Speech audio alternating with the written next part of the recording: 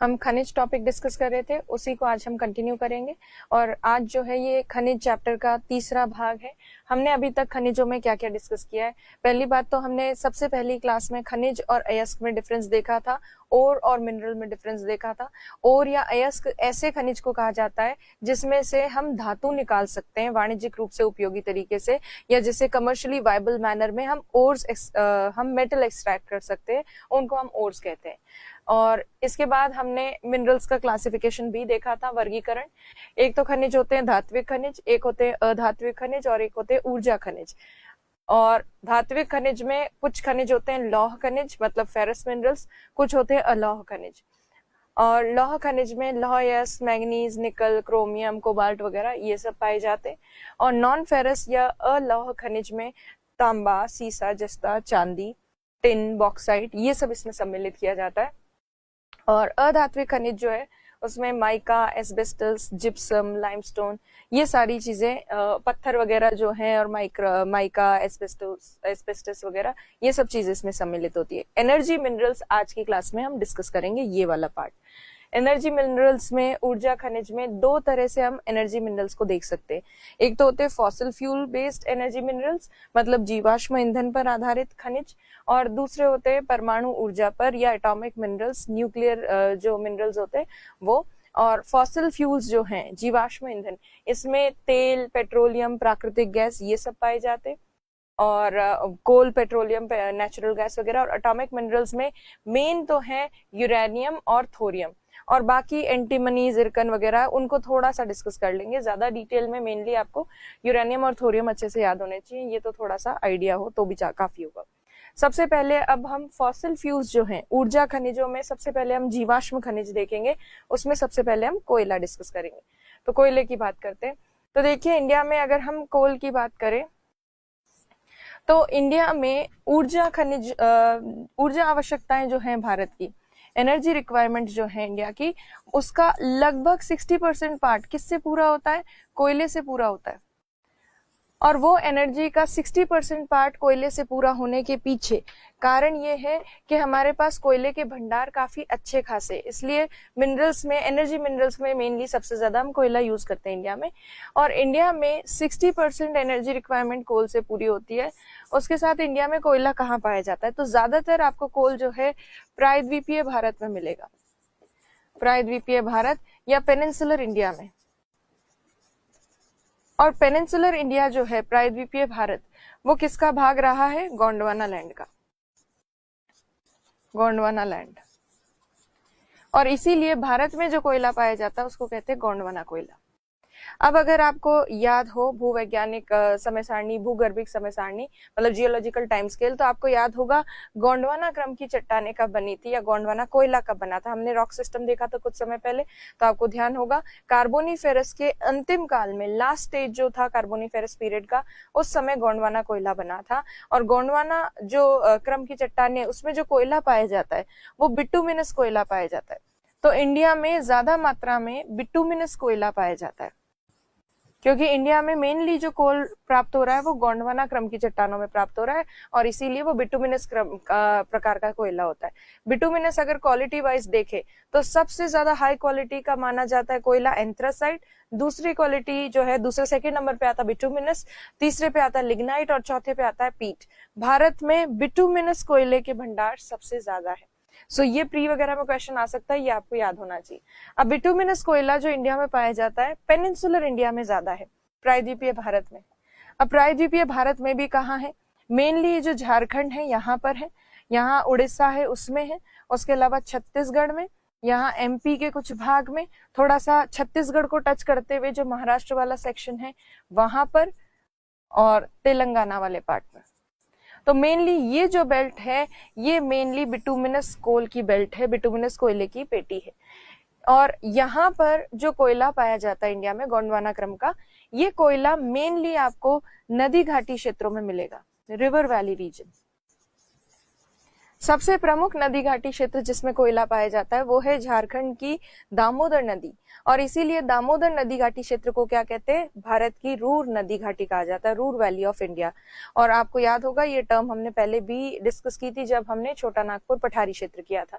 तो भारत में नदी घाटी क्षेत्रों में जो कोयला पाया जाता है वो कौन कौन सी नदी घाटी क्षेत्रों में है, तो वो है दामोदर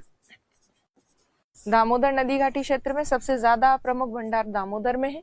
दामोदर के अलावा एमपी में जो सोन नदी है उसकी घाटी में भी मिलता है, महाराष्ट्र में मिलता है वर्धा नाम की नदी घाटी क्षेत्र में, और तेलंगाना में मिलता है गोदावरी नदी घाटी में, गोदावरी रिवर वैली, और उड़ीसा में और छत्तीसगढ़ में जो मिलता है वो महानदी घाटी क्षेत्र में मिलता है, महानदी घाटी क्षेत्र। तो गोंडवाना क्रम का कोयला मुख्यतः नदी घाटी क्षेत्रों में पाया जाता है, खासतौर पर इन नदी घाटी क्षेत्रों में। इनमें से भी सबसे ज्यादा जो है कौन सी नदी घाटी में पाया जाएगा, दामोदर नदी घाटी में। अब अगर देखें इसके अलावा भारत में पाया जाता है लिग्नाइट कोयला, जो थोड़ा बिटुमिनस से कम क्वालिटी का होता है। लिग्नाइट कोयला जो है उसके भंडार थोड़े बहुत मिलते हैं जम्मू कश्मीर में, थोड़े से भंडार मिलते हैं राजस्थान में, गुजरात में, और गुजरात के अलावा यहाँ पर तमिलनाडु में कुछ एक भंडार है, और थोड़ा बहुत यहाँ आपको याद होगा मेघालय पठारी क्षेत्र में हमने लिखा था लिग्नाइट कोयला है। तो इंडिया में कुछ एक स्थानों पर सेलेक्टिवली जो है लिग्नाइट कोयला भी पाया जाता है, बट लिग्नाइट कोयले की मात्रा भारत में कम है, बिटुमिनस कोयले की मात्रा भारत में ज्यादा है। राजस्थान के पॉइंट ऑफ व्यू से अगर पूछा जाए तो राजस्थान में ज्यादा जो कोयला पाया जाता है वो लिग्नाइट प्रकार का है, जबकि इंडिया में जो ज्यादा पाया जाता है कोयला वो बिटुमिनस प्रकार का कोयला है। तो ये कोयले की बेसिक बेल्ट्स है और ये बेसिक इंट्रोडक्शन है। और अब हम एक एक कोयले का जो बिटुमिनस और लिग्नाइट दोनों तरह के कोयले को थोड़ा सा देखेंगे। एंथ्रासाइट कोयला केवल जम्मू कश्मीर में है, और वो भी एंथ्रासाइट कोयला बहुत सीमित मात्रा में इंडिया में है, तो इसलिए एग्जाम पॉइंट ऑफ व्यू से एंथ्रासाइट कोयला इतना इंपॉर्टेंट नहीं है जितना बिटुमिनस और लिग्नाइट है। अब देखिए ये 60% अभी मैंने बताया, 60% जो एनर्जी रिक्वायरमेंट्स है वो पूरी होती है किससे, कोयले से पूरी होती है। उच्च गुणवत्ता का कोयला भारत में है, गोंडवाना क्रम की चट्टानों में पाया जाता है, प्रायद्वीपीय भारत पेनिनसुलर इंडिया में ज्यादा है, गोंडवाना कोयला कहते हैं इसको। बिटुमिनस कोयले के भंडार अधिक है भारत में और नदी घाटी क्षेत्रों में पाए जाते हैं, और दामोदर नदी घाटी को कहते हैं भारत की रूर नदी घाटी। अब अगर आपको कोयले का ध्यान नहीं है तो मैं बता देती हूँ, एंथ्रासाइट कोयला सबसे हाई क्वालिटी का होता है, बिटुमिनस सेकंड नंबर पर, थर्ड नंबर पर लिग्नाइट, फोर्थ नंबर पर पीट। सो ये हाई टू लो क्वालिटीज है, और इसमें से एंथ्रासाइट यहीं पे बता देती हूँ, और आगे हम बिटुमिनस और लिग्नाइट को डिस्कस करेंगे डिटेल में। सो देखिए एंथ्रासाइट कोयला मेनली आपको जम्मू कश्मीर में मिलेगा, और जम्मू कश्मीर में एक स्थान है कालाकोट नाम का, वहां पर मिलता है मुख्यतः। तो जम्मू कश्मीर में कालाकोट नामक स्थान पर एंथ्रासाइट कोयला मिलता है, कालाकोट। सो बस एंथ्रासाइट के रिजर्व्स केवल यहाँ पर हैं जम्मू कश्मीर में। बिटुमिनस कोयले को अभी हम डिस्कस करेंगे। बिटुमिनस कोयले की बेल्ट यहाँ पर है, लिग्नाइट कोयले की बेल्ट एक तो यहाँ है, थोड़ी यहाँ मेघालय में है, और थोड़ी दक्षिण भारत में है लिग्नाइट कोयला। तो अब डिस्कस करते हैं बिटुमिनस और लिग्नाइट कोल को। सबसे पहले बिटुमिनस कोयले को देखेंगे। अच्छा, बिटुमिनस कोयला जो है ये इंडिया में जैसा मैंने बताया झारखंड और इन क्षेत्रों में पाया जाता है। तो झारखंड वगैरह में कहाँ पाया जाएगा ये, तो देखिए कुछ जिलों के नाम आपको याद होने चाहिए, याद करने पड़ेंगे। झारखंड का आप स्टेट मैप देखिएगा, उसमें आपको डिस्ट्रिक्ट्स वगैरह दिखाई देंगी। तो मेन जो डिस्ट्रिक्ट्स है जिनमें पाया जाता है, एक सबसे फेमस झारखंड में माइन है धनबाद जिले में, धनबाद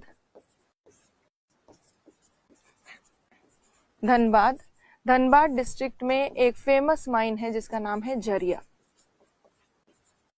तो ये झरिया माइन का नाम आपको याद रखना है, क्योंकि ये भारत की सबसे बड़ी कोल माइन मानी जाती है, इसलिए ये अक्सर एग्जाम में पूछी जाती है। तो झारखंड राज्य में धनबाद जिले में झरिया जो माइन है वो काफी फेमस है।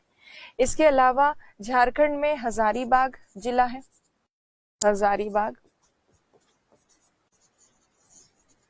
झारखंड में पलामू जिला भी है, इनके नाम पहले भी आपने सुने होंगे, तो हजारीबाग और पलामू वगैरह भी हैं। और हजारीबाग जो है उसमें बोकारो नाम का स्थान, अभी इंग्लिश हिंदी में तो आ ही जाएगा, इंग्लिश में एक बार अभी लिख देती हूँ। तो हजारीबाग में बोकारो नाम का स्थान फेमस है। और उसके अलावा जो है करणपुर, गिरदी, ये सब स्थान जो है फेमस है कोयले के लिए। करणपुर, गिरदी, ये खाने हैं मुख्यतः जो इस जिले में पाई जाती है, हजारीबाग जिले में पाई जाती है। बोकारो, करणपुर, गिरदी, ये सब माइंस। और उसके अलावा ये जो है इसमें पलामू में एक खास माइन जो है उसका नाम है डाल्टनगंज, ये काफी फेमस है डाल्टनगंज। और डाल्टनगंज जो है उसके अलावा भी यहाँ पर कुछ फेमस माइंस पाई जाती है, जैसे हुत्तूर, हुत्तूर के अलावा औरंगा नाम की खान। तो इस तरह से झारखंड में कई सारी खाने हैं। अब इनमें से आपको याद कौन सी रखनी, वैसे तो सब याद हो जाए तो अच्छी बात है, बट आपको झरिया माइन के ऊपर खास फोकस करना है और बोकारो नाम याद होना चाहिए। तो झरिया और बोकारो मेनली आपको ध्यान होनी चाहिए, और इनमें से डाल्टनगंज इसका नाम याद होना चाहिए। बाकी अगर नहीं भी याद है तो कोई बात नहीं, थोड़ा बहुत चल जाएगा। तो देखिए अभी जो हमने डिस्कस किया वही चीजें यहाँ लिखी है। हजारीबाग झारखंड में धनबाद जिले में झरिया नाम की खान भारत की सबसे बड़ी खान मानी जाती है कोयले की। हजारीबाग जिले में बोकारो, गिरदी, करणपुर, पलामू जिले में डाल्टनगंज, औरंगा, हुत्तूर, ये प्रमुख स्थान हैं जो जाने जाते हैं कोयले के भंडार के लिए। इसके अलावा आपको ध्यान होगा, अभी मैंने आपको मैप में बताया था कि बिटुमिनस कोयले के बेल्ट कहाँ कहाँ पर है, कौन कौन से राज्यों में। तो बिटुमिनस कोयला उड़ीसा में, झारखंड में, छत्तीसगढ़ में, एमपी में, महाराष्ट्र और उसके अलावा तेलंगाना में पाया जाए। झारखंड की माइंस अभी अभी हमने देख ली। अब उड़ीसा की और इनकी बात करें तो उड़ीसा में मुख्यतः एक प्रमुख शहर है जिसका नाम है तालचर। अंगुल जिले में या अंगुल जिले में है, उड़ीसा के अंगुल जिले में। ये काफी फेमस है, ये आपको तालचर स्थान याद होना चाहिए क्योंकि तालचर को कोल सिटी भी कहते हैं, तालचर कोल सिटी भी कहलाता है। सो ये अक्सर आपसे एग्जाम में पूछा जा सकता है कि उड़ीसा में कोल नगरी किसको कहते हैं, कोयला नगरी किसको कहते हैं या कोल सिटी किसको कहते हैं, तो वो कहते हैं तालचर को। ये नाम खास आप याद रखिए। तो उड़ीसा में मेनली तालचर अंगुल जिले में जो है वहां पाया जाता है कोयला, और उसके अलावा संबलपुर और अन्य आसपास के जो जिले हैं वहां पर भी कोयला पाया जाता है। तो उड़ीसा में ये प्रमुख स्थान है। उड़ीसा के अलावा अब अगर हम छत्तीसगढ़ देखें तो छत्तीसगढ़ में भी कुछ एक जगह ये पाया जाता है। छत्तीसगढ़ में कुछ जिले हैं जिनका नाम है कोरबा, कोरिया। अब ये कोरिया देश अलग है, यहाँ पर जिला है कोरिया नाम का, कोरिया। तो कोरिया नाम का जो जिला है छत्तीसगढ़ में, यहाँ पर एक फेमस माइन है, खान है, जिसका नाम आपको थोड़ा ध्यान होना चाहिए, बहुत फेमस है और क्यूट सा नेम भी, आपको याद भी रहेगा, चिरीमिरी। तो कोरिया नाम के स्थान पर या जिले में चिरीमिरी नाम की खान है, चिरीमिरी माइन, चिरीमिरी, ये याद होनी चाहिए आपको। कोरबा, कोरिया, ये दो जिलों के अलावा सरगुजा नाम का जिला है एक छत्तीसगढ़ में, और सरगुजा नाम के जिले में एक माइन पाई जाती है जिसका नाम है झिलीमिली। ये खास नाम याद होना चाहिए, झिलीमिली। तो आपसे अक्सर क्वेश्चन पूछे जा सकते हैं कि कोयले की फेमस माइंस झिलीमिली और चिरीमिरी कौन से जिले में, कौन से राज्य में है, तो वो आपको ध्यान होना चाहिए, छत्तीसगढ़ राज्य में है। तो कोरबा, कोरिया, चिरीमिरी और झिलीमिली जो माइंस हैं सरगुजा जिले में, वो फेमस हैं कोयले के लिए। इन सब के अलावा भी कुछ और भी प्रमुख खाने हैं जो यहाँ छत्तीसगढ़ में हैं, जैसे सरगुजा जिले में ही पंच बहने, मतलब 5 बहनें, आप उस हिसाब से याद कर सकते हैं। पंच बहिनी नाम का एक स्थान है, मंद रायगढ़ा नाम का स्थान है। आपको याद होगा हमने छत्तीसगढ़ में महानदी की थी, महानदी की कुछ सहायक नदियां की थी, इब, मंद, हसदो, शिवनाथ, तेल ओंग। सो ये जो हसदेव क्षेत्र है वहां पे भी कोयला मिलता है। मंद जो क्षेत्र है जिसे कहते हैं मंद रायगढ़ा, मंद रायगढ़ क्षेत्र में भी कोयला पाया जाता है। तो महानदी के बेसिन या बेसिन रीजन में कोयला पाया जाता है छत्तीसगढ़ में। तो आपको मेन जो खानों के नाम याद रखने हैं, चिरीमिरी और झिलीमिली का नाम याद रखना है, और बाकी जो भी महानदी की सहायक नदियों से मिलता जुलता नाम आ जाए वो मेनली छत्तीसगढ़ में है। मंद, रायगढ़ा या फिर हसदेव, अरंद, इस तरह के नाम आपको छत्तीसगढ़ में मिलेंगे। तो छत्तीसगढ़ में कोयले के भंडार इन स्थानों पर हैं। तो अब हमने झारखंड देख लिया, उड़ीसा देख लिया, छत्तीसगढ़ देख लिया। एमपी की बात करते हैं और तेलंगाना की बात करते हैं। तो देखिए, सबसे पहले एमपी की बात करते हैं। मध्य प्रदेश जो है, मध्य प्रदेश में कुछ प्रमुख स्थान हैं जिनका नाम है सिंगरौली, सिंगरौली और सोहागपुर। सोहागपुर, सिंगरौली और सोहागपुर। सिंगरौली नाम का तो जिला भी है मध्य प्रदेश में, वहीं पर सिंगरौली नाम के शहर में कोयला मिलता है। और सोहागपुर जो है ये होशंगाबाद, होशंगाबाद नाम के जिले में मिलता है ये स्थान। होशंगाबाद आपको याद होगा, जब हमने विंध्यन क्रम की चट्टानों को पढ़ा था तो हमने देखा था वो आगरा से होशंगाबाद तक विस्तृत है, तो होशंगाबाद का है एमपी में। तो सिंगरौली और सोहागपुर नाम के स्थान स्थित हैं एमपी में, सिंगरौली और सुहागपुर, सुहाग नहीं सोहागपुर। तो ये प्रमुख माइंस हैं, ये दोनों नाम याद रखने आपको। और तेलंगाना जो है, तेलंगाना में एक स्थान है जिसका नाम है सिंगरेनी, सिंगरेनी। तो अक्सर जब आता है एग्जाम में तो हम कई बार कंफ्यूज हो जाते हैं सिंगरेनी में और सिंगरौली में, और किसको किससे मैच करना है, एमपी में कौन सा है, तेलंगाना में कौन सा है, ये अक्सर कंफ्यूजन होता है। तो आप याद रखिए, एमपी में तो 2 स्थान है और तेलंगाना में एक ही प्रमुख स्थान है। और एमपी में जो 2 प्रमुख स्थान हैं उनके नाम है सिंगरौली और सुहागपुर। तो आपको याद रखना है कि जहां सुहाग वहीं पर रौली, सुबह से याद कर लो आप भले, सुहाग रौली।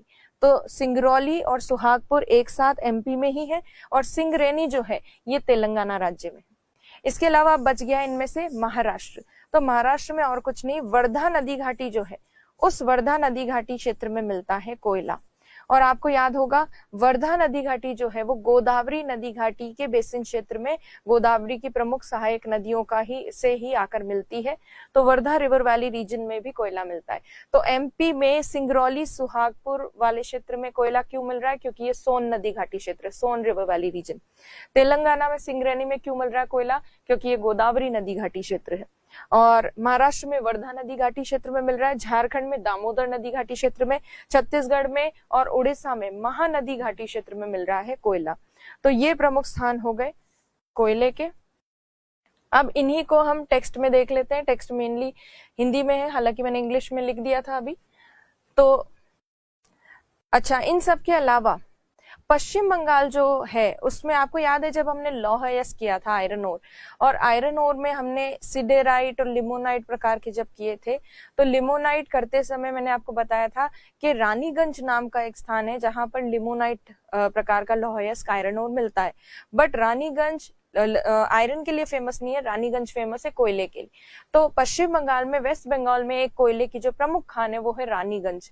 तो भारत की सबसे पुरानी जो कोयले की खान मानी जाती है वो मानी जाती है रानीगंज, और बड़ी जो खान मानी जाती है वो है झरिया। सो ये 2 पॉइंट्स आपको ध्यान होने चाहिए।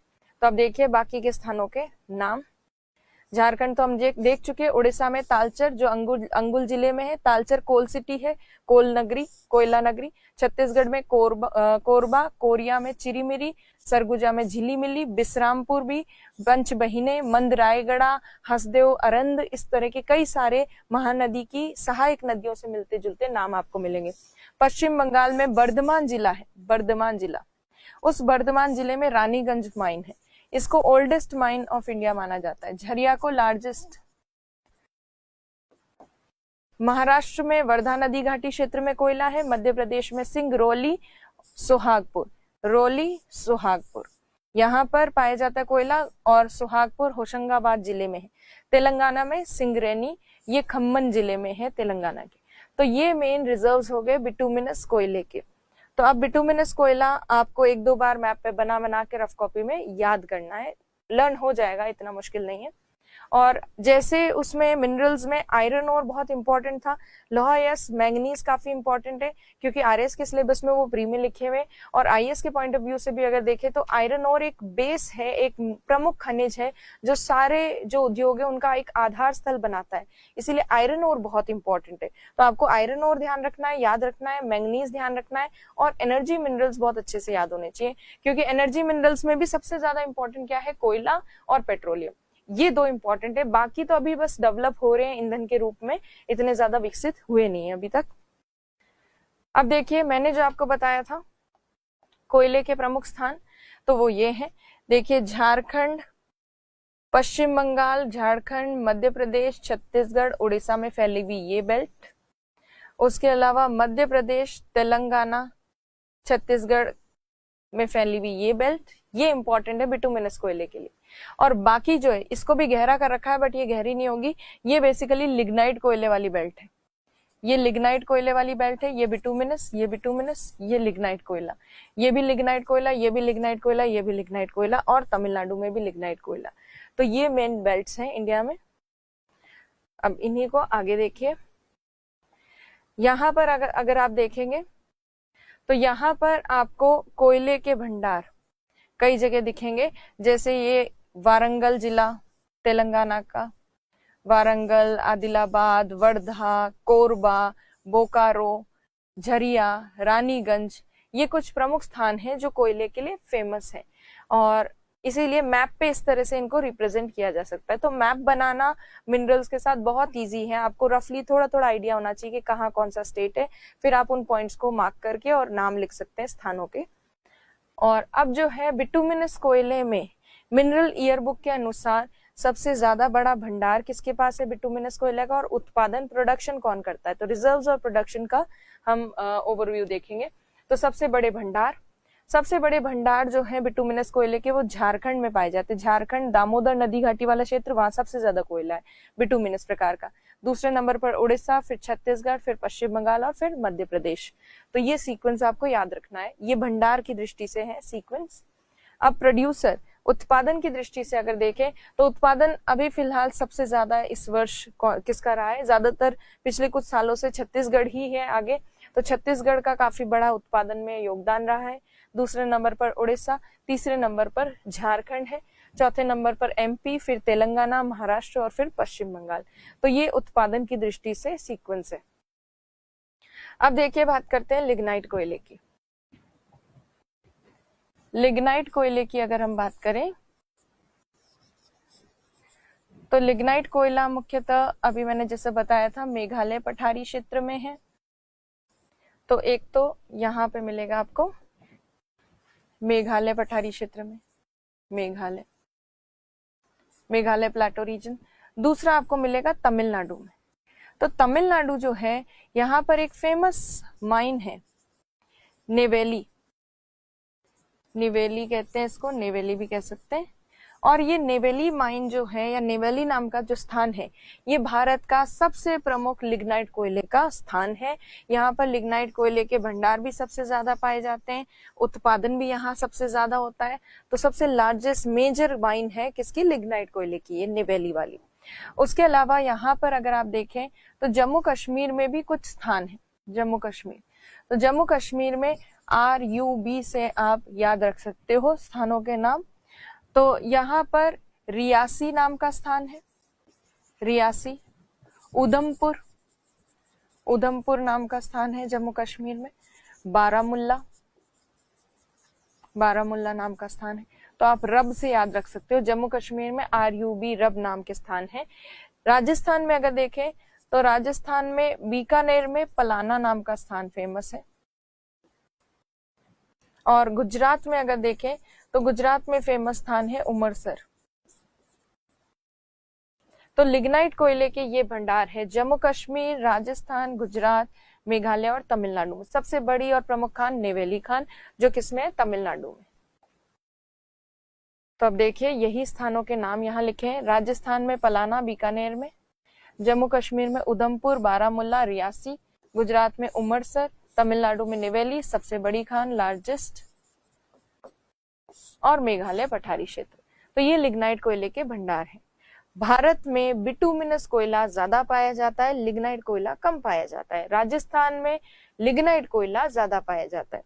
सो ये आपको होपफुली क्लियर हो गया होगा।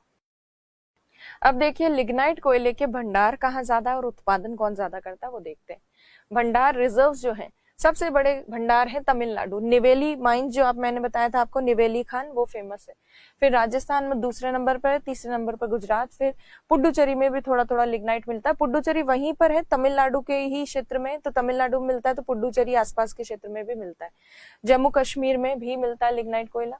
प्रोड्यूसर उत्पादक राज्य कौन से, तो तमिलनाडु नंबर 1 पे है, दूसरे नंबर पर गुजरात, तीसरे नंबर पर राजस्थान है लिग्नाइट कोयले के उत्पादन की दृष्टि से, प्रोडक्शन के पॉइंट ऑफ व्यू से। तो ये आपको ध्यान होना चाहिए, प्री वगैरह में कोई क्वेश्चन बने तो आपको आना चाहिए। अब हम आगे डिस्कस करते हैं। तो अब देखिए हम कोकिंग कोल और नॉन कोकिंग कोल, पहले इनमें डिफरेंस देखते हैं, अंतर, उसके बाद जो है आगे अन्य बातें करेंगे। तो देखिए दो तरह का कोयला हो सकता है, कोकिंग और नॉन कोकिंग।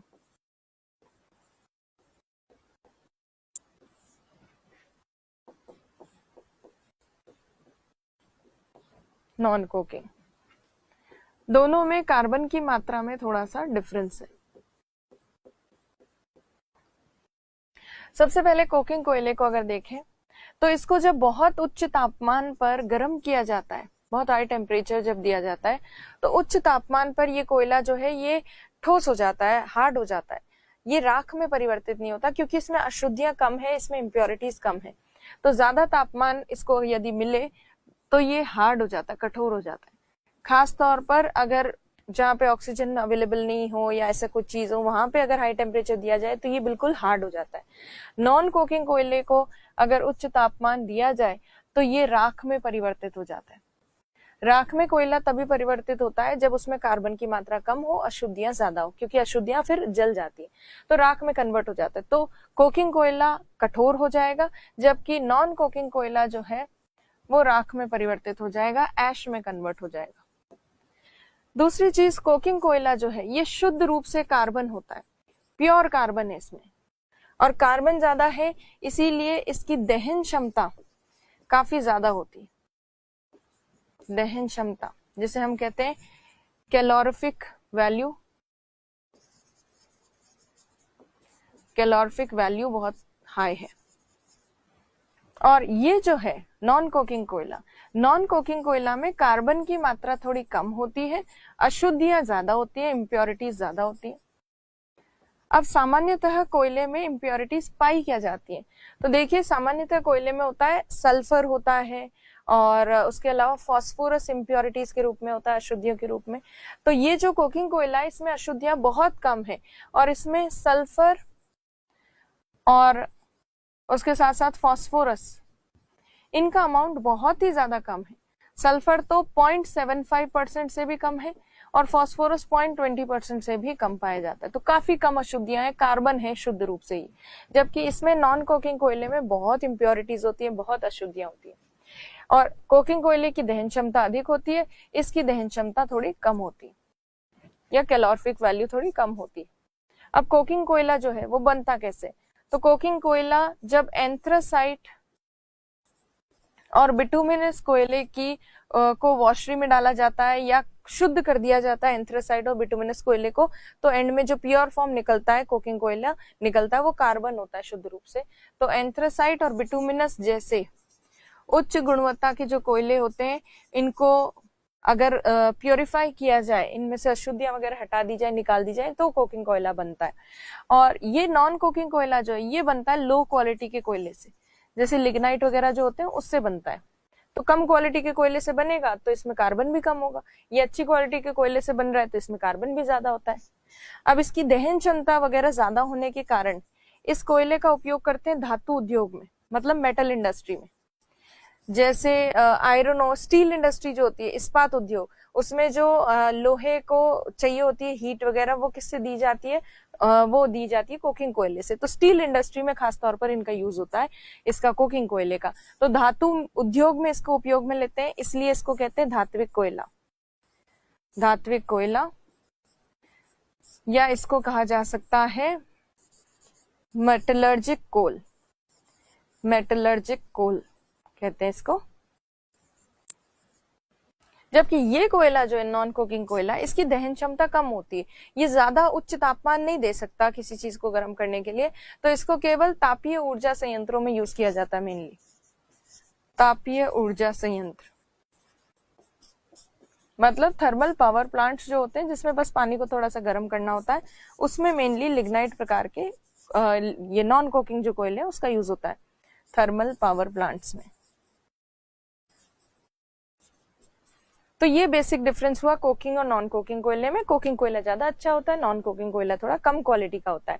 और इंडिया में कोल रिजर्व्स जो है उसको, उसमें से जो भी बिटुमिनस या जो भी कोयला प्राप्त हो रहा है उसको अगर शुद्धिकरण किया जाए, उसको प्यूरिफाई किया जाए तो वो क्या बन सकता है, कोकिंग कोल बन सकता है। बट इंडिया में बहुत कम ऐसे राज्य हैं जो कोकिंग कोल का प्रोडक्शन करते हैं। झारखंड केवल एकमात्र ऐसा राज्य है जो कि कोकिंग कोयले का बड़े स्तर पर प्रोडक्शन करता है, उत्पादन करता है। 90 से 95% जो कोकिंग कोयला इंडिया में बनाया जाता है वो झारखंड राज्य ही बनाता है। बाकी राज्य तो केवल क्या करते हैं, निकालते हैं अंदर से, एज इट इज बेच देते हैं, उसमें कोई प्रोसेसिंग वगैरह नहीं करते। बट झारखंड स्टेट में क्या होता है, उसको कोकिंग कोयला बनाया जाता है, कोकिंग कोयले का प्रोडक्शन काफी ज्यादा होता है। इंडिया में कोकिंग कोयले की कमी रहती है, इसीलिए इंडिया में कोयले के भंडार ज्यादा है बट कोकिंग कोयला कम है। इसलिए हमें क्या करना पड़ता है, कोकिंग कोयला बाहर से आयात करना पड़ता है, इंपोर्ट करना पड़ता है।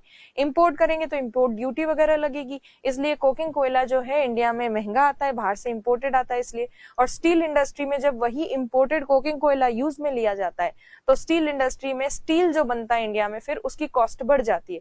और इंटरनेशनल लेवल पर स्टील इंडस्ट्री जो है हमारी इंडिया की, वो कंपटीशन में नहीं उतर पाती है, क्योंकि हमारे इंडिया का जो स्टील है वो काफी महंगा पड़ जाता है, क्योंकि हमारी कॉस्ट बढ़ जाती है। तो इसीलिए इंडिया में जरूरत है कि कोकिंग कोल का प्रोडक्शन बढ़ाया जाए और बाहर से जो इंपोर्ट किया जा रहा है, आयात किया जा रहा है, उस कोकिंग कोयले की मात्रा को कम किया जाए। तो इसलिए कोकिंग कोयले के बारे में आपको नॉलेज होनी चाहिए। कोकिंग और नॉन कोकिंग कोयले के बीच में भी एक कोयले की क्वालिटी होती है जिसे कहते हैं केकिंग कोयला। केकिंग कोयला ऐसा कोयला होता है जिसको गर्म करने पर वो लिक्विड तरल पदार्थ सा बन जाता है, टार जैसा या इस तरह की चीज बन जाती है उससे, तो लिक्विड में कन्वर्ट हो जाता है ज्यादा हीटअप करने से। इसमें मीडियम कार्बन की मात्रा होती है, बहुत ज्यादा अधिक भी नहीं होती, बहुत ज्यादा कम भी नहीं होती। तो केकिंग कोयला इन दोनों के बीच का है। तो ये डिफरेंस है कोकिंग और नॉन कोकिंग कोल में। देखिए अभी जो हमने डिस्कस किया वही यहाँ लिखा है, उच्च तापमान वायु की अनुपस्थिति में गर्म करने पर ठोस पदार्थ में परिवर्तित हो जाता है कोकिंग कोयला।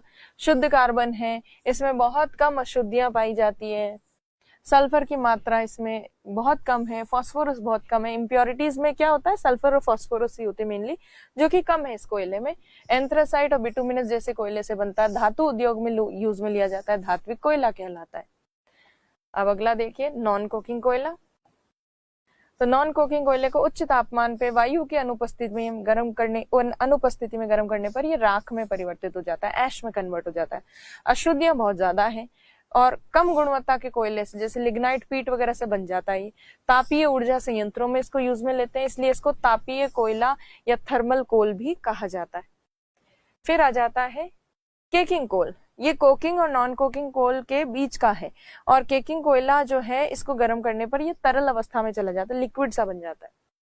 और इंडिया में देखिए कोकिंग कोल जो है उसका ज्यादातर उत्पादन कौन कर रहा है, झारखंड। 96% प्रोडक्शन झारखंड कर रहा है अकेले, थोड़ा सा 2% के आसपास वेस्ट बंगाल भी करता है, और छत्तीसगढ़ और एमपी 0.4% के आसपास करते हैं कोकिंग कोयले का उत्पादन। नॉन कोकिंग कोयले में तो काफी राज्य आगे हैं, छत्तीसगढ़, उड़ीसा, मध्य प्रदेश, झारखंड, तेलंगाना, महाराष्ट्र, वेस्ट बंगाल।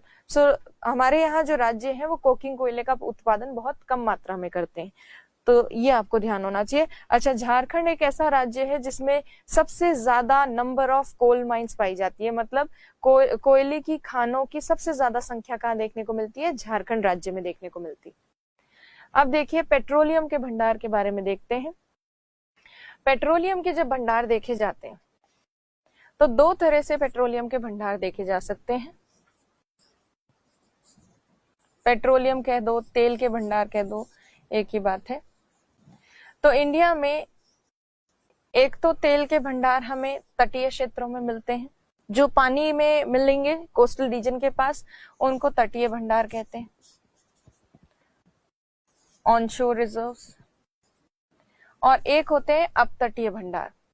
तटीय और अपतटीय भंडार में एक स्थलीय भाग पर मिलता है और एक जलीय भाग में। तो अब जो स्थलीय भाग पर मिलता है तेल, एक तो राजस्थान में मिलता है, गुजरात में मिलता है, उसके अलावा असम में मिलता है। और तटवर्ती क्षेत्र के पास यहाँ पर ये जो पूरा बेल्ट है, यहाँ पर जो पेट्रोलियम तेल पाया जाता है वो इन सब राज्यों के जो भी कोस्टल स्टेट्स हैं उन सब राज्यों के क्षेत्राधिकार में या फिर उन सब के क्षेत्र में आ जाता है। वैसे अगर देखा जाए तो इंडिया में जितने भी ऑफशोर रिजर्व्स है, ऑफशोर मतलब पानी वाले क्षेत्र में जो रिजर्व्स है, उनके ऊपर अधिकार केंद्र सरकार का होता है। तो ये आपको ध्यान होना चाहिए। अब देखिए तटीय भंडार और अपतटीय भंडार। तटीय का मतलब तो होता है स्थलीय भंडार, ऑफशोर का मतलब स्थल, तट को छोड़कर जो पानी के अंदर भंडार है। अब आपको तटीय और अपतटीय का मतलब तो समझ में आ गया होगा। अब हम डिस्कस करते हैं कि कहाँ पर मिलते हैं ये भंडार। तो लैंड रीजन पर अंदर की तरफ इंटरनल पार्ट में स्थलीय भाग में जो मिल रहे हैं तेल के भंडार, उन्हें तटीय कहते हैं, तटीय भंडार या ऑन शोर रिजर्व्स कहते हैं, मतलब तट के ऊपर पाने वाले, लैंड के ऊपर पाए जाने वाले। और जो जलीय भाग में पाए जा रहे हैं उनको अपतटीय कहते हैं, ऑफ शोर, तट को छोड़कर आगे पानी की तरफ, ऑफशोर रिजर्व्स। अब ये ऑफशोर रिजर्व पाए कहाँ जाते हैं? तो आपको ऐसा लगता होगा कि समुद्र की गहराइयों में कितना गहरा खोदना पड़ता होगा पेट्रोलियम या तेल का कुआं या गैस का कुआं। तो ऐसा नहीं है, काफी ज्यादा गहरा नहीं खोदना पड़ता।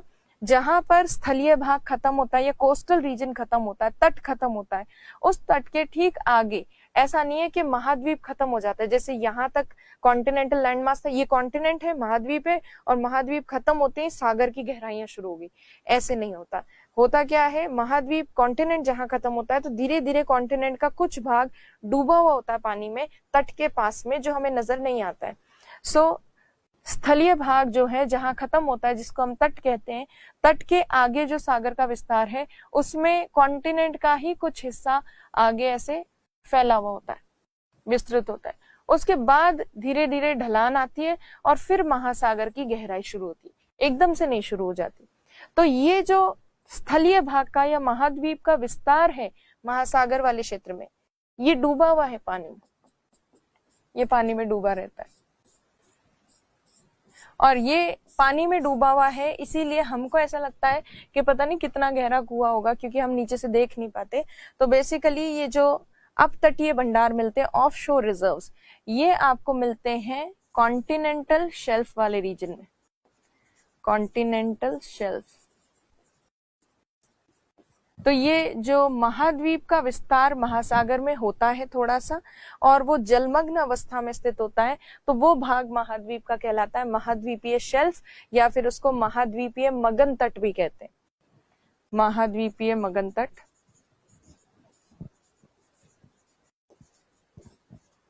मगन तट या फिर शेल्फ। तो इस कॉन्टिनेंटल शेल्फ वाले रीजन में, मगन तट वाले क्षेत्र में, तेल और गैस दोनों पाई जाती है, और बाकी कुछ तेल और गैस के भंडार हमें स्थलीय भागों में या तटीय क्षेत्रों में भी मिलते हैं। यहाँ पर तेल के भंडार की अगर बात करें तो तेल के भंडार कॉन्टिनेंटल शेल्फ में कैसे मिल सकते हैं? तो देखिए, जब नदियां आकर गिरती हैं महासागर में, तो नदियां अपने साथ अवसाद, सेडिमेंट्स वगैरह लाती हैं। तटवर्ती क्षेत्र के पास जो जीव जंतु रहते हैं उनकी वजह से, और नदियां वगैरह जो अपने साथ सेडिमेंट्स ला रही है, वो सारे अवसाद यहाँ इकट्ठे हो जाते हैं। कुछ जीवों के अवशेष भी यहाँ होते हैं, और ये निरंतर कई वर्षों तक दबते रहते हैं। उससे यहाँ अपतटीय क्षेत्रों में जीवाश्म ईंधन, फॉसिल फ्यूल्स का फॉर्मेशन होता है कॉन्टिनेंटल शेल्फ वाले रीजन में। इसीलिए जब कुआं खोदा जाता है तेल का, तो वो तेल का कुआं हम यहाँ से जब व्यक्ति देखता है उसको लगता है पता नहीं महासागर में कहाँ खोद रखा है कुआं। तो वो कुआं जो है बेसिकली खोदा जाता है कॉन्टिनेंटल शेल्फ वाले एरिया में, और कॉन्टिनेंटल शेल्फ वाले एरिया में खोद कर और तेल वेल निकाला जाता है। तो इस तरह से अपतटीय भंडार तट से दूर पानी वाले क्षेत्र में मिलते हैं, और तटीय भंडार स्थलीय क्षेत्र में मिलते हैं। तेल के जो तटीय या स्थलीय भंडार है वो मुख्यतः पाए जाते हैं राजस्थान, गुजरात और असम में, राजस्थान, गुजरात और असम में। और अपतटीय भंडार जो है ऑफशोर रिजर्व्स, ये ऑफशोर रिजर्व्स हमें देखने को मिलते हैं। एक तो खंबात की खाड़ी वाला क्षेत्र, मुंबई हाई, महाराष्ट्र का जो है मुंबई हाई वाला क्षेत्र, कृष्णा गोदावरी नदी जो बेसिन है या डेल्टा रीजन उसके ठीक आसपास, कावेरी डेल्टा रीजन के आसपास। तो पूर्वी और पश्चिमी दोनों तट पर ही तेल के भंडार हमें देखने को मिलते हैं। तो अब आपको तटीय अपतटीय क्लियर हो गया होगा और कॉन्टिनेंटल शेल्फ क्लियर हो गया होगा। तो अब ये तटीय और अपतटीय भंडार देखते हैं। तो देखिए राजस्थान में अगर हम बात करें तो राजस्थान में आपको पता होगा जो तेल पाया जाता है वो मुख्य रूप से, अगर राजस्थान को ऐसे चतुष्कोणीय मैप बनाकर देखें तो एक तो बाड़मेर सांचौर बेसिन है राजस्थान में, वहां पर तेल पाया जाता है। जैसलमेर बेसिन में तेल पाया जाता है। बीकानेर नागौर चूरू बेसिन या केवल बीकानेर नागौर बेसिन कह दे तो बीकानेर नागौर बेसिन में भी तेल के भंडार है। तो राजस्थान में 3 बड़े बेसिन हैं, बाड़मेर सांचौर बेसिन, जैसलमेर बेसिन और बीकानेर नागौर बेसिन, जहां पर तेल के भंडार पाए जाते हैं। फिर उसके बाद गुजरात की अगर हम बात करें तो गुजरात में कुछ स्थानों के नाम आपको ध्यान होने चाहिए। उनमें से सबसे इंपॉर्टेंट स्थान है अंकलेश्वर। अंकलेश्वर, सो ये अंकलेश्वर नामक स्थान पर मिलते हैं तेल के भंडार। फिर उसके अलावा लूनेस, अब ये हिंदी में अभी आ जाएंगे लिखे हुए पर इंग्लिश में एक बार लिख देती हूं मैं। लूनेस, कालोल, कालोल, महसाना, ये स्थानों के नाम है, याद करने ही पड़ेंगे, महसाना और कौसंबी। सो ये जो प्रमुख स्थान है ये गुजरात में है। गुजरात में अंकलेश्वर सबसे ज्यादा फेमस है, तो ये ध्यान आपको रखना है, LKMK। सो ये आप शॉर्ट फॉर्म से याद रख सकते हैं या जैसे भी आप याद करें। और असम जो है, असम में भी तेल के भंडार पाए जाते हैं। असम में एक तेल का भंडार है जिसका नाम है मोरान हुगरीजन। हुगरीजन, ये मोरान हुगरीजन पूछा गया था RS 2013 में और ये 2 नंबर में आ गया था, सिर्फ मोरान हुगरीजन लिखा हुआ था। बाकी अगला व्यक्ति गेस करता रहे, कैंडिडेट गेस करता रहे कि मोरान हुगरीजन पूछा किस कारण से। जिनको पता था कि ये तेल का भंडार है उन्होंने लिख दिया कि असम में स्थित तेल का भंडार है, जिनको नहीं पता था वो उसको अटेम्प्ट नहीं कर पाए। तो मोरान हुगरीजन नाम का स्थान याद रखना है असम में। असम में सुरमा घाटी जो है, सुरमा वैली, आपको याद है ये सुरमा वैली या सुरमा घाटी, सुरमा नदी कौन सी है? बराक नदी जो है मणिपुर की, वही आगे चलकर क्या कहलाती है बांग्लादेश में? सुरमा नदी कहलाती है। तो असम में उस सुरमा नदी का घाटी क्षेत्र जो है वहां पर भी कोई ये पेट्रोलियम तेल के भंडार मिलते हैं। नुमालीगढ़, नुमालीगढ़ यहाँ पर भी मिलते हैं। और उसके साथ साथ तो ये मेन स्थान है असम में, मोरान हुगरीजन, सुरमा घाटी, नुमालीगढ़ और भी कई प्रमुख चीजें स्थान हैं, बट मेन ये है। आपको अंकलेश्वर याद रखना है गुजरात में, और बाकी ये मोरान हुगरीजन जो खास है असम में, उसका नाम तो याद होना ही चाहिए। तो अब देख लेते हैं तटीय भंडार मतलब स्थलीय भागों में भंडार। स्थलीय भागों में कहाँ कहाँ है? राजस्थान, गुजरात और असम में है। तो अब आप देखिए, अच्छा यहाँ पे भी इंग्लिश में लिखे हुए क्या, तो चलिए कोई बात नहीं। तो ये बीकानेर नागौर चूरू बेसिन है, ये जैसलमेर बेसिन, बाड़मेर सांचौर बेसिन। गुजरात में अंकलेश्वर, महसाना, लूनेस, कालोल, कौसंबी ये प्रमुख स्थान है। अच्छा, असम में एक और प्रमुख स्थान है डिगबोई, ये भी बहुत फेमस है, ये भी याद रखना है। डिगबोई और मोरान हुगरीजन ये प्रमुख स्थान। तो डिगबोई, मोरान हुगरीजन, नुमालीगढ़, सुरमा घाटी, नाहरकटिया ये कुछ प्रमुख स्थान हैं जो कि तटीय भंडारों में आते हैं, स्थलीय भागों में जो भंडार पाए जाते हैं उसमें आते हैं।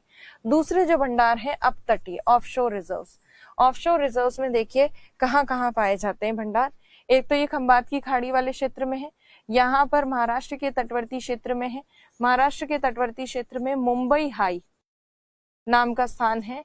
ये मुंबई हाई जो है ये इंडिया में सबसे ज्यादा प्रोडक्शन करता है तेल का, लार्जेस्ट प्रोड्यूसर ऑफ ऑयल, ये मुंबई हाई वाला क्षेत्र। उसके अलावा ईस्टर्न कोस्ट पे आप देखें तो कृष्णा और गोदावरी नदी जहां पर डेल्टा बनाती है, इनका डेल्टा बहुत पास पास है।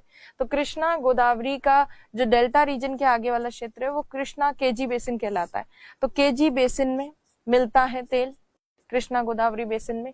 कावेरी बेसिन जो है यहाँ पर, कावेरी बेसिन, कावेरी नदी जहां गिरती है उस कावेरी बेसिन वाले क्षेत्र में भी पाया जाता है। आंध्र प्रदेश में ही है केजी बेसिन, आंध्र प्रदेश में, और आंध्र प्रदेश का ही एक स्थान है रवा नाम का, वो भी फेमस है अपतटीय भंडार के लिए। तो ऑफशोर रिजर्व के लिए ये फेमस है। अच्छा, आलिया बेट नाम का स्थान भी है यहाँ पर खंबात की खाड़ी क्षेत्र में, जो गुजरात का है। तो आलिया बेट, मुंबई हाई, उसके अलावा केजी बेसिन, कावेरी बेसिन और रवा, ये प्रमुख स्थान है जो अपतटीय भंडार के लिए फेमस है।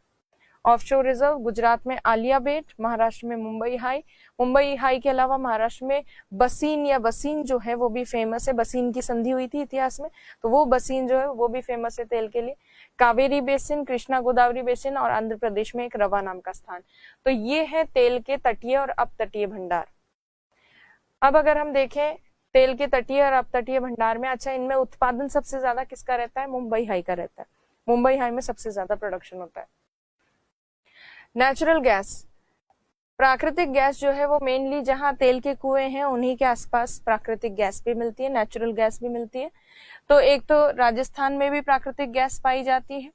राजस्थान के अलावा और कौन कौन से क्षेत्रों में, तो वो देखिए राजस्थान, गुजरात, असम में, मेघालय में, यहाँ थोड़ा थोड़ा जहां पे भी पेट्रोल वाले रिजर्व्स है वहां पर थोड़ा थोड़ा नेचुरल गैस मिलती है। उसके अलावा नेचुरल गैस के ऑफशोर रिजर्व जो है, अपतटीय भंडार खंबात की खाड़ी वाले क्षेत्र में है, यहाँ कृष्णा गोदावरी बेसिन वाला क्षेत्र है, थोड़ा कावेरी बेसिन रीजन में। ईस्टर्न कोस्ट पे पूर्वी तटवर्ती क्षेत्र में प्राकृतिक गैस के भंडार ज्यादा मिलते हैं, जबकि पश्चिमी तटवर्ती क्षेत्र में तेल के भंडार ज्यादा मिलते हैं। तो ये आपको स्थानों के नाम याद रखने। खंबात की खाड़ी ये है, मुंबई हाई वाला क्षेत्र में भी थोड़ा बहुत मिलता है, केजी बेसिन। अच्छा, अंडमान निकोबार द्वीप समूह में भी पाई जाती है प्राकृतिक गैस, राजस्थान, असम और मेघालय में भी। तो ये प्रमुख स्थान है जहां तेल के, अगर आपको याद है तो नेचुरल गैस भी उससे थोड़ा मिलता जुलता ही है, प्राकृतिक गैस भी उससे मिलती जुलती है।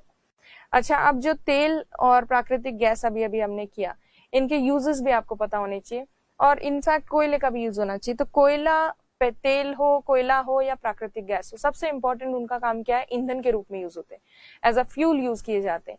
पेट्रोल जो है उसको ऑब्वियसली हम जानते हैं गाड़ी वगैरह में तो यूज करते ही हैं, बट जहां पर तेल की रिफाइनरीज होती हैं, शोधनशालाएं, उन रिफाइनरीज से काफी सारे बाय प्रोडक्ट्स निकलते हैं, तेल के काफी सारे उत्पाद निकलते हैं। जैसे तेल को रिफाइन करने के बाद पेट्रोलियम जेली निकलती है, उस पेट्रोलियम जेली का यूज किया जाता है वैसलीन आदि कॉस्मेटिक्स में। तो पेट्रोलियम या फिर रिफाइनरीज जहां पर होती हैं, तेल शोधनशालाएं जहां होती हैं, उनके आसपास पेट्रोकेमिकल इंडस्ट्री स्थापित होती है। तो पेट्रोकेमिकल उद्योग मुख्य रूप से तेल पर ही चलता है। कॉस्मेटिक इंडस्ट्री जो है, जैसे वैसलीन, पेट्रोलियम जेली वगैरह, वो भी मेनली तेल पर निर्भर करती है। नेचुरल गैस, प्राकृतिक गैस ईंधन का तो स्रोत है ही, उसके साथ साथ जहां पर उर्वरक उद्योग होते हैं, फर्टिलाइजर्स इंडस्ट्री, तो फर्टिलाइजर्स के प्रोडक्शन वगैरह में भी नेचुरल गैस की आवश्यकता होती है। तो इसीलिए नेचुरल गैस फर्टिलाइजर या उर्वरक उद्योग के लिए भी महत्वपूर्ण है। तो ये कुछ बेसिक यूजेस हैं, बाकी आप एड ऑन और करना। एटॉमिक मिनरल्स की अगर बात करें, परमाणु खनिज, तो परमाणु खनिज में यूरेनियम वगैरह जो है, यूरेनियम एक तो आपको राजस्थान में मिलेगा, उसके बाद यूरेनियम के भंडार आपको थोड़ा झारखंड क्षेत्र में भी मिलेंगे, आंध्र प्रदेश में मिलेंगे, आंध्र प्रदेश में। तो यूरेनियम के भंडार मेन इन क्षेत्रों में मिलते हैं। बाकी जो आपको एटॉमिक मिनरल्स मिलते हैं वो ज्यादातर आपको कोस्टल रीजन पे मिलते हैं, तटवर्ती क्षेत्र में। जैसे थोरियम वगैरह जो है, थोरियम के रिजर्व ज्यादा आपको कोस्टल रीजन में मिलेंगे। यूरेनियम वगैरह के जो रिजर्व्स है वो इन राज्यों में मिलते हैं, यूरेनियम वगैरह। तो अब इनमें कौन से राज्य प्रमुख हैं, कहाँ कौन सी माइंस है वो देख लेते हैं। तो यूरेनियम के लिए मेनली राजस्थान, झारखंड, उसके साथ साथ आंध्र प्रदेश। तो देखिए झारखंड में वही फेमस सिंहभूम जिला जिसमें लोहा भी मिलता है, यहाँ पर पाई जाती है कुछ फेमस माइंस, इनके नाम आपको याद करने ही है, जादूगुड़ा, नरवा पहाड़, भातिन और तुरामंडी। जादूगुड़ा, नरवा पहाड़, भातिन, तुरामंडी, ये याद करने पड़ेंगे, रटने पड़ेंगे, सिंहभूम जिले में है। आंध्र प्रदेश में नेल्लौर जिले में ये फेमस माइन है शंकरा खान, तो ये नाम याद होना चाहिए, शंकरा खान। और दूसरी फेमस माइन जो है वो कुडप्पा जिले में है, जिसका नाम है तुमलापल्ली। तो ये बहुत फेमस माइन है, नाम याद होना चाहिए, तुमलापल्ली और जादूगुड़ा, ये तो बहुत ही फेमस है। तो इनके नाम ध्यान होने चाहिए आपको। राजस्थान में उदयपुर में उमरा नाम का जो स्थान है वहां पर मुख्यतः यूरेनियम के रिजर्व्स हैं। और भी कई स्थानों पर है परंतु सबसे ज्यादा फेमस है उदयपुर का ये उमरा नाम का स्थान। मेघालय में एक स्थान है दोमियासियात, वहां पर भी यूरेनियम के भंडार पाए जाते हैं। आपको याद होगा मैंने बताया था छोटा नागपुर पठार का ही विस्तार है मेघालय पठार, और मेघालय पठार पर जो खनिज है वो ICU मिनरल्स है, मतलब आयरन, कोल और यूरेनियम। तो मेघालय पठारी क्षेत्र में भी यूरेनियम है और झारखंड में तो है ही, छोटा नागपुर पठारी क्षेत्र में भी है। तो दोमियासियात भी आपको याद रखना है। तो ये यूरेनियम के प्रमुख भंडार इन राज्यों में। थोरियम के भंडार की अगर बात करें तो अभी जैसा मैंने बताया तटवर्ती क्षेत्र में, कोस्टल रीजन में थोरियम के रिजर्व्स आपको ज्यादा मिलेंगे। खास तौर पर केरल जो है उसकी तटवर्ती मृदा जो है, कोस्टल सॉइल, उसमें मोनाजाइट और इल्मेनाइट मृदा में ज्यादातर थोरियम के भंडार पाए जाते हैं। मोनाजाइट और इल्मेनाइट नाम के कुछ तत्व होते हैं कोस्टल सॉइल में, तटवर्ती मृदा में, उसी की वजह से थोरियम के रिजर्व्स ज्यादा पाए जाते हैं कोस्टल रीजन में, खासतौर पर केरल में। तो केरल में पलक्कड़ और कोल्लम जो जिले हैं वो फेमस है इसके लिए, थोरियम के लिए। आंध्र प्रदेश में विशाखापट्टनम से फेमस है। उड़ीसा में महानदी डेल्टा जो है वो फेमस है, और तमिलनाडु में कावेरी डेल्टा फेमस है। आप देखेंगे सारा तटवर्ती क्षेत्र में, कोस्टल रीजन में है, जैसे Mahanadi delta, Krishna Godavari delta, Kaveri delta region, और ये केरल का तटवर्ती क्षेत्र मोस्टली कोस्टल रीजन में ही आपको दिख रहा है। अच्छा, विशाखापट्टनम जो है वो कोस्टल रीजन पे ही है, पास में ही है कोस्टल रीजन के, आंध्र प्रदेश में, इसलिए मोस्टली आपको तटवर्ती क्षेत्रों में मिलता है थोरियम के भंडार। और मृदा में कौन से तत्वों के कारण? मोनाजाइट और इल्मेनाइट के कारण। तो ये दो नाम भी आपको ध्यान होने चाहिए। ये मेजर आपके एटॉमिक मिनरल्स हैं। इनके अलावा भी कुछ एटॉमिक मिनरल्स, परमाणु खनिज होते हैं, बट वो ज्यादा इंपॉर्टेंट नहीं है। सबसे इंपॉर्टेंट है यूरेनियम और दूसरे नंबर पर थोरियम। इंडिया में थोरियम के रिजर्व्स ज्यादा हैं, परंतु इंडिया में अभी जो न्यूक्लियर पावर प्लांट्स हैं, परमाणु संयंत्र हैं, वो मुख्यतः यूरेनियम पे बेस्ड है। इसीलिए इंडिया को यूरेनियम बाहर से इंपोर्ट करना पड़ता है, आयात करना पड़ता है। और धीरे धीरे हमारे जो परमाणु ऊर्जा संयंत्र हैं, न्यूक्लियर पावर प्लांट्स, उनको धीरे धीरे थोरियम बेस्ड पावर प्लांट्स बनाया जाएगा। और थोरियम बेस्ड अगर पावर प्लांट्स इंडिया में बन जाते हैं तो इंडिया में थोरियम की कोई कमी नहीं है, हमें बाहर से मंगवाने की जरूरत नहीं पड़ेगी और इंपोर्ट नहीं करना पड़ेगा, और हमारी परमाणु ऊर्जा जो है वो ऊर्जा के स्रोत काफी बढ़ जाएंगे। तो इसीलिए न्यूक्लियर पावर प्लांट्स धीरे धीरे यूरेनियम से थोरियम बेस्ड प्लांट्स की तरफ हम जा रहे हैं। तो ये यूरेनियम थोरियम मेन परमाणु खनिज जो याद होने चाहिए आपको। तो देखिए अब मेजर जो यूरेनियम बेल्ट्स हैं वो आपको बताती हूँ। एक तो ये राजस्थान वाली यूरेनियम बेल्ट है जिसे रोहिल घाटेश्वर बेल्ट कह सकते हैं, या याद नहीं करना बट थोड़ा सा नाम याद होना चाहिए। दूसरी जो प्रमुख बेल्ट है वो ये वाली बेल्ट है, जो कि है छत्तीसगढ़ MP वाले बॉर्डर रीजन के आसपास वाला कुछ क्षेत्र। सिंहभूम वाला क्षेत्र भी फेमस है, और यहाँ पर ये कुडप्पा बेसिन जो है, कुडप्पा बेसिन जहां शंकरा माइन है, तुमलापल्ली माइन है, ये आपको याद रखना है। ये तुमलापल्ली माइन का नाम लिखा है।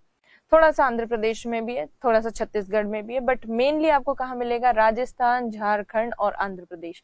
राजस्थान, झारखंड, आंध्र प्रदेश। और उसके अलावा ये जो दोमियासियात लिखा हुआ मेघालय में, यहाँ पर भी यूरेनियम के भंडार है। तो यूरेनियम के ज्यादातर भंडार आपको इन क्षेत्रों में मिलेंगे, राजस्थान, झारखंड, मेघालय, आंध्र प्रदेश, ये ज्यादातर आपको याद रखने हैं, बाकी नहीं भी हो तो कोई बात नहीं। और अब आप देखिए इस वाले मैप में एक तो आपको ये दिख रहा है यूरेनियम बेल्ट राजस्थान में, ये सिंहभूम वाली बेल्ट झारखंड में मेनली, और ये मेघालय वाले क्षेत्र में, और ये आंध्र प्रदेश की बेल्ट। ये यूरेनियम के प्रमुख भंडार है। इन सब के अलावा ये जो आपको तटवर्ती क्षेत्र में दिख रहा है कोस्टल रीजन में, ये थोरियम के रिजर्व्स है, थोरियम के भंडार, ये भी थोरियम के भंडार है। तो थोरियम आपको मोस्टली तटवर्ती क्षेत्रों में मिलेगा, यूरेनियम अंदर की तरफ मिलेगा। तो ये आपको क्लियर हो गया होगा। अब बात करते हैं अन्य जो खनिज है, जो परमाणु खनिज है उनकी। अब पहली बात तो थोरियम, यूरेनियम तो आपको नाम याद है, रहेंगे भी याद, स्थानों के उसके वितरण के नाम जो है, डिस्ट्रीब्यूशन कहाँ है, कौन सी माइंस है, वो तो याद करना पड़ेगा। But as a term thorium आपको याद रहती है, यूरेनियम आपको याद रहती है, बट दूसरे जो परमाणु खनिज है उनके नाम भी आपको याद नहीं रहते, वितरण तो दूर की बात है। तो इसलिए आपको अगर इनके नाम याद करने हो तो आपको A to Z इनके नाम बड़े स्तर पर याद होने चाहिए। तो ये शॉर्ट फॉर्म है, A to Z बिग, मतलब A to Z बिग मतलब एंटीमनी, जिरकन, बेरिलियम और उसके अलावा इल्मेनाइट और ग्रेफाइट। ये एनर्जी ये परमाणु खनिजों के नाम है, एटलीस्ट नाम तो याद रखिए, A to Z और बिग, इस शॉर्ट फॉर्म से आपको याद हो जाएंगे। तो जितना भी एंटीमनी की अगर बात करें तो ये हिमाचल प्रदेश और मध्य प्रदेश में थोड़े बहुत इसके भंडार है। जिरकन मोस्टली तटवर्ती क्षेत्रों में मिलता है। बेरिलियम जो है ये जहां पर भी अभ्रक वाले क्षेत्र है, माइका माइनिंग रीजन जो है वहां पर मिलता है। आपको याद है माइका के रिजर्व्स याद किए थे आपने लास्ट क्लास में, तो माइका के रिजर्व्स जो है वो हमने देखे थे बिहार में।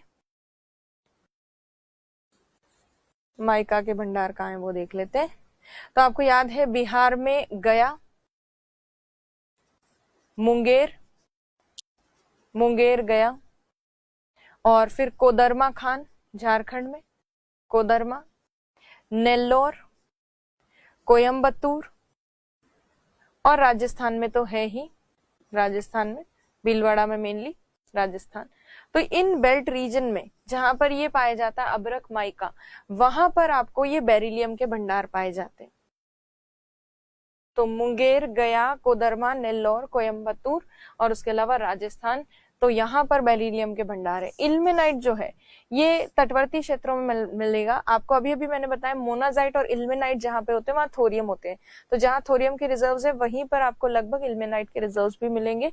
तो केरल के कोल्लम, तमिलनाडु वाले, कन्याकुमारी वाले क्षेत्र में, आंध्र प्रदेश में श्रीकाकुलम, विशाखापट्टनम में भी, उड़ीसा में महानदी के डेल्टा रीजन में पुरी गंजम नाम के स्थान भी हैं उड़ीसा में जो फेमस है इसके लिए। ग्रेफाइट के जो भंडार है वो ज्यादातर आपको राजस्थान में काफी अच्छे खासे भंडार मिलेंगे, एमपी में भी बैतूल जिले में, और झारखंड के पलामू और ये जो है लातेहार, इन क्षेत्रों में मिलेंगे। अब इनके रिजर्व्स आपको इतने याद हो चाहे नहीं हो, यूरेनियम और थोरियम के रिजर्व्स आपको अच्छे से याद रखने हैं। तो ये हो गए हमारे परमाणु खनिज। तो इसी के साथ जो मिनरल्स हैं वो सारे हमने ओवरऑल देख लिए। तो मिनरल्स वाला टॉपिक थोड़ा फैक्चुअल है, लोकेशन बेस्ड है, आपको रटना पड़ेगा, और जब भी आंसर कहीं पे लिखना पड़े तो आपको मैप में थोड़ा सा स्लाइड बेल्ट्स वगैरह भी बता देंगे तो प्रेजेंटेशन आपका अच्छा हो जाएगा। तो इस तरह से आप प्रैक्टिस कीजिएगा। आरएएस में प्री में केवल आयरन, मैग्नीज और एनर्जी मिनरल्स, ऊर्जा खनिज है। तो आयरन, मैग्नीज जो हमने फर्स्ट क्लास में किए थे वो, और आज जो तीसरा मिनरल वाली बेल्ट क्लास हमने की है जिसमें हमने एनर्जी मिनरल्स किए, ये दो क्लासेस 1 और 3 नंबर जो क्लास है मिनरल्स की, ये ज्यादा इंपॉर्टेंट है प्री के लिए। तो इसको आप लर्न कीजिएगा, प्रैक्टिस कीजिएगा, राइटिंग प्रैक्टिस भी कीजिएगा। बाकी चीजें जो है हम नेक्स्ट क्लास में डिस्कस करेंगे। Thank you.